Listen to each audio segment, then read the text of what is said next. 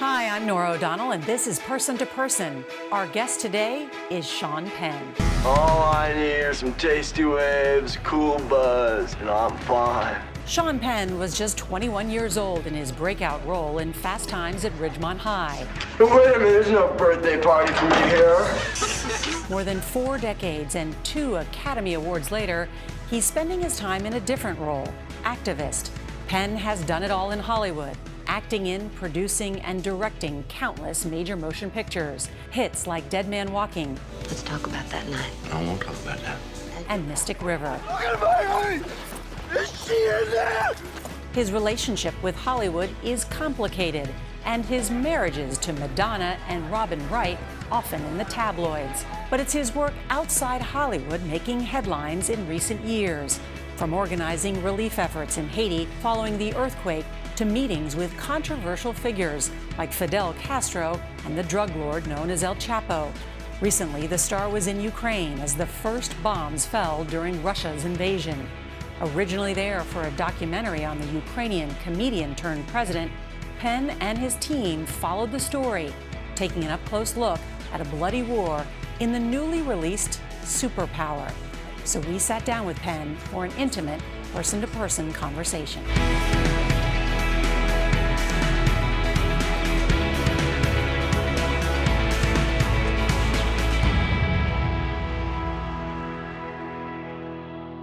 Sean Penn, welcome to Person to Person.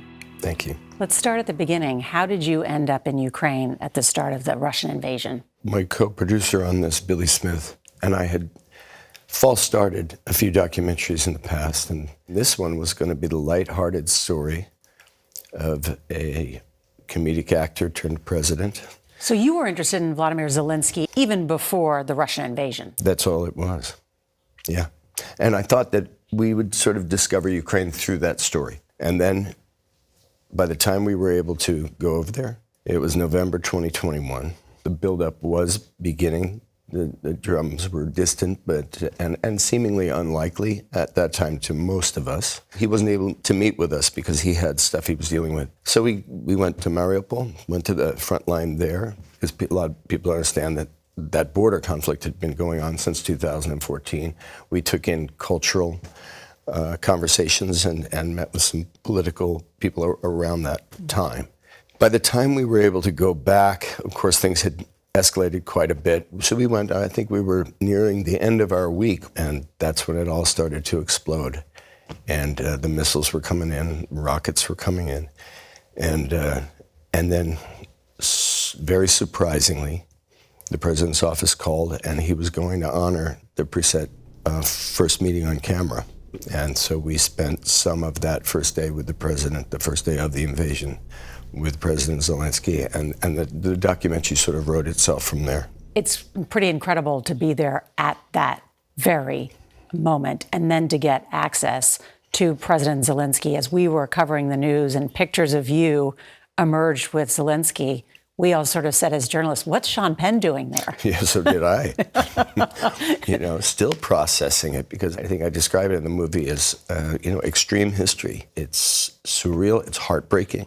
That was something I felt not only for Ukraine, but for what it would mean to the world. And what was your sense of Zelensky at that moment? This comedian turned politician turned war president. You saw it on day one. Overnight, he became a wartime president against a nuclear superpower. And it was an overwhelming sense of the courage that's now been talked about and demonstrated by him. It wasn't anything that I'd ever seen, with that kind of scope in one person's eyes before. And was true with almost all of the Ukrainians that we saw in that moment. Why is the documentary called Superpower? We thought we knew which one was the superpower. And we're finding that, superpower comes from a deeply human place and not an atomic place. Mm-hmm. The intrinsic search for freedom. Yeah. And independence. We sometimes think of freedom as a luxury. But I think what they're proving is that it's a human need. Mm-hmm. And so of course it's going to rise up eventually and demand itself. What were some of the light bulb moments for you? Like, I didn't know this, or this explains so much, or spells out what's happening in historical terms. I think the best way to answer this, in some ways, because the thing that you said before is something I've, even in other circumstances, what the hell is Sean Penn doing there? And for the most part, whenever I've traveled to some place of particular conflict or disaster, I've always been very aware that if there was a camera within 100 miles of me, the assumption is, oh, he's there to take pictures of himself with a crying baby. And so I've been mostly pretty allergic to it. And I was convinced by others, but also it had seemed, I'm in my 60s now, and I thought, maybe I should just show that this is not about some know-it-all or someone who wants to presume to be. This is an experience of deep curiosity and privilege. The privilege I have to be able, I've been lucky in life financially enough that I can travel when I want to, and so on. I got a backpack, you can jump in and let's go see what it is. Just feel what this is and talk to people who understand it and then let the audience, I don't even want to say form their own opinion. I mean, I'm not without my opinions. People are clear about that. And I think the movie has its own opinion, of course. But I don't think that's the only way to watch it. I think there's still a context that's just factual.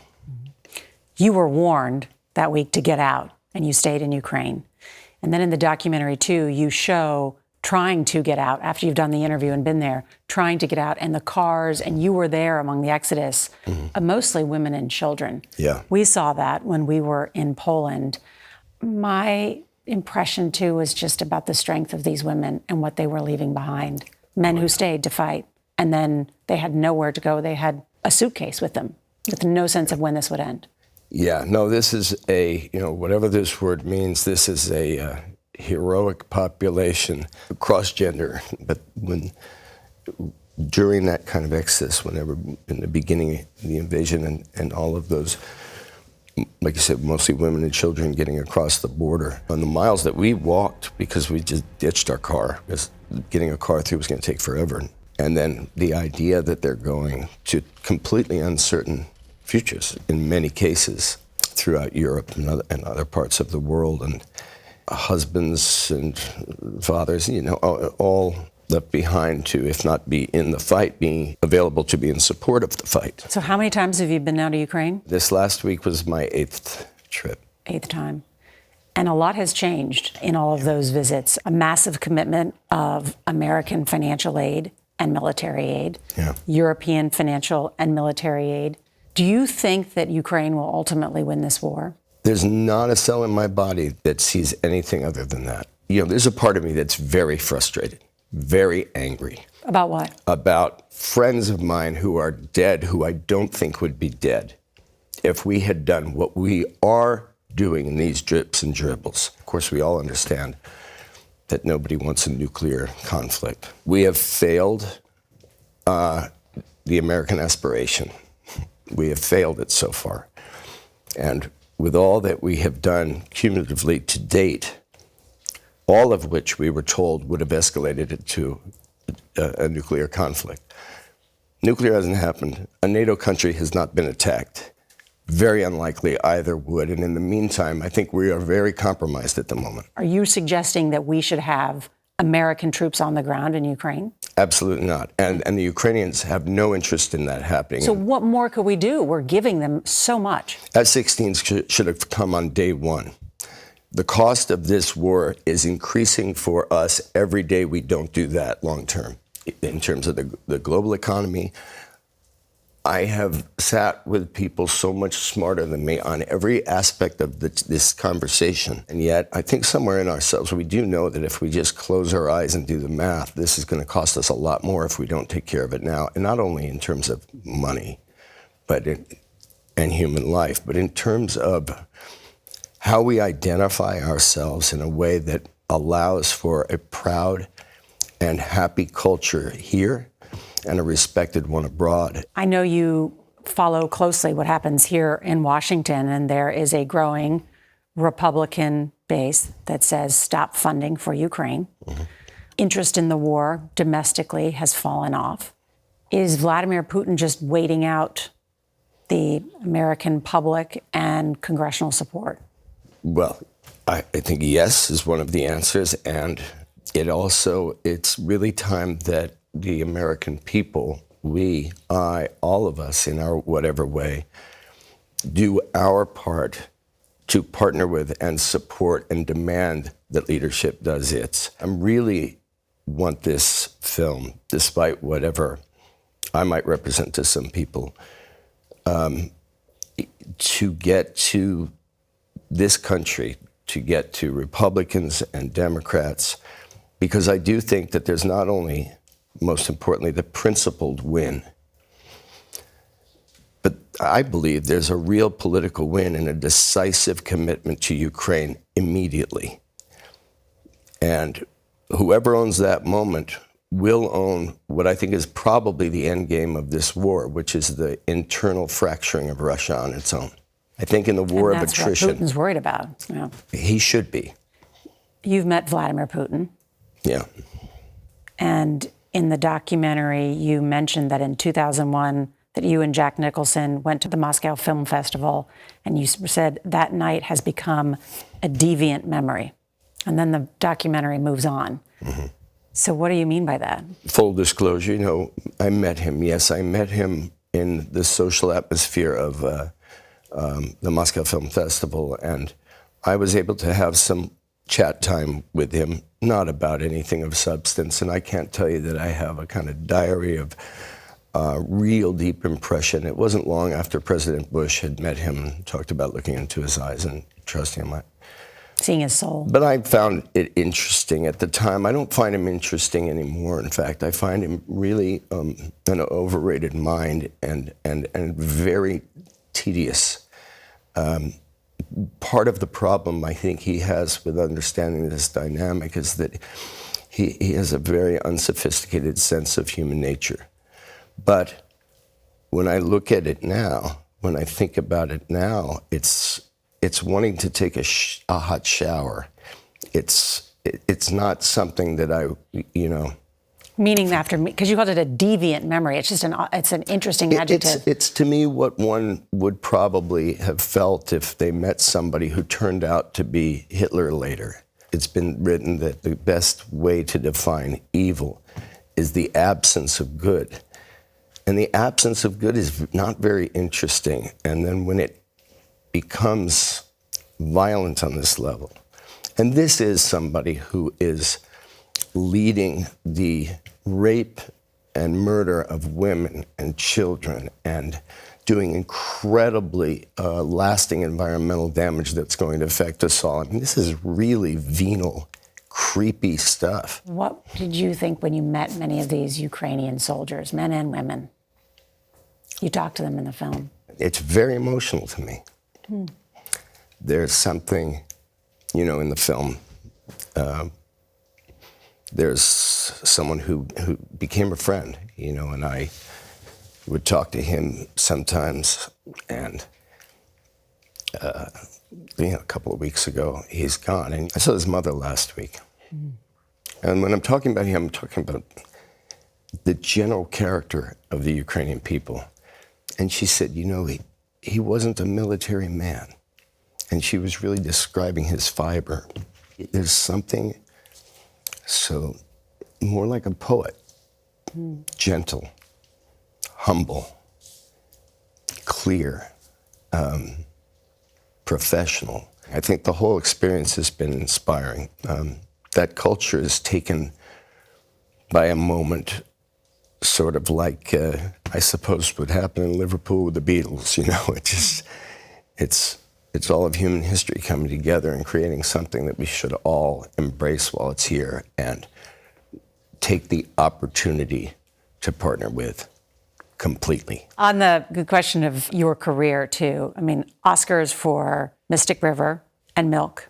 You gave one of your Oscars to Zelensky? Well, yeah, I am very angry with the leadership of the Motion Picture Academy because they had an opportunity to have this extraordinary filmmaker and actor who happens to be the president leading the most unambiguous war of freedom in defense of freedom in our lifetime. And so I was ready not to look at those trophies for a while. I thought, oh, maybe it'll be a sort of a symbolic gesture, and I threw them in my backpack, and 2 was a little heavy, because I prefer to travel without checking luggage. So I gave him one. So which one does he have? If I say, then either that's the important one to me, okay, to people, or it's the other way around, and somebody gets offended. I worked for that. I think I've convinced myself not to know which one he has. And was there a promise made when you gave him that Oscar? He said, oh, this is yours, and this is yours, and you can bring it back to me when the war is over. And he said, yeah, he'll do that. Can we be there for that when he does? Sure. Listen, I'm going to be dancing along with the rest of the world when that happens. So sure, I won't even know the camera's there. And when we come back, we'll talk to Sean Penn about his activism.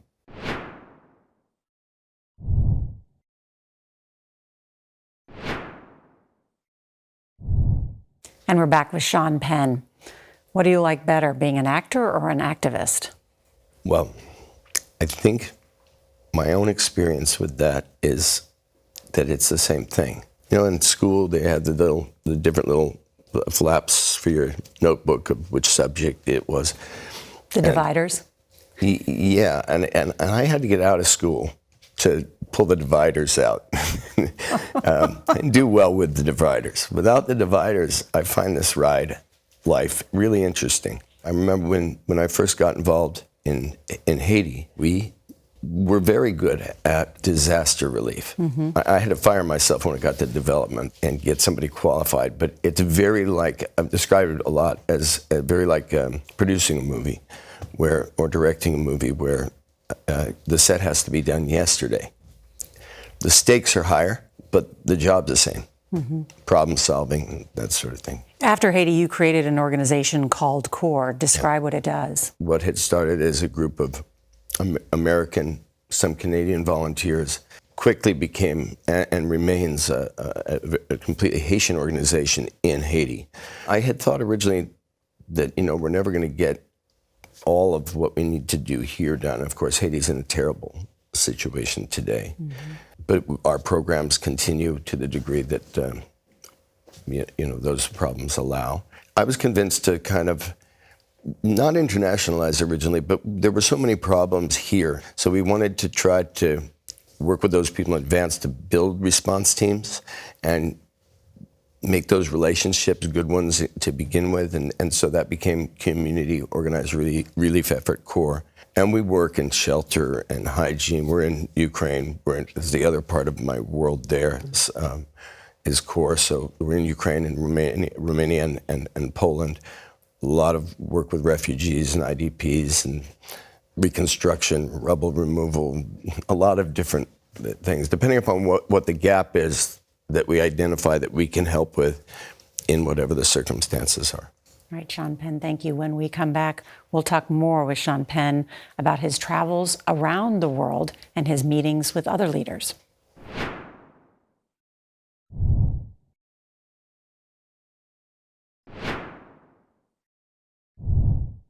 And we're back with Sean Penn. I have to also ask you about, because I think it was like 7 years ago that you interviewed El Chapo. Mm-hmm.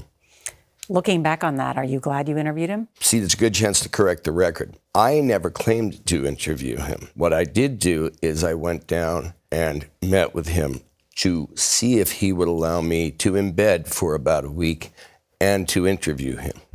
It wasn't going to happen. So I wrote an article, and I wanted still to have him answer some questions.